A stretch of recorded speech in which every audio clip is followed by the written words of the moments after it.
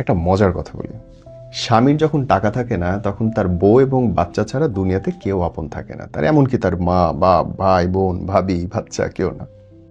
পুরো ফ্যামিলি সবাই আপনার হাজবেন্ডের প্রতি কম গুরুত্ব দেবে, কিন্তু যখন দেখবেন আপনার হাজবেন্ডের পকেটে টাকা আসা শুরু হয়েছে, তার মায়ের মুখে শুরু হয়েছে মিষ্টি কথা, আমার ছেলে, ভাই কিন্তু পিঠে হাত দিয়ে বলবে আমার ভাইটা তো জোস, আর ভাতিজা তো কাকা কাকা বলতে পাগল।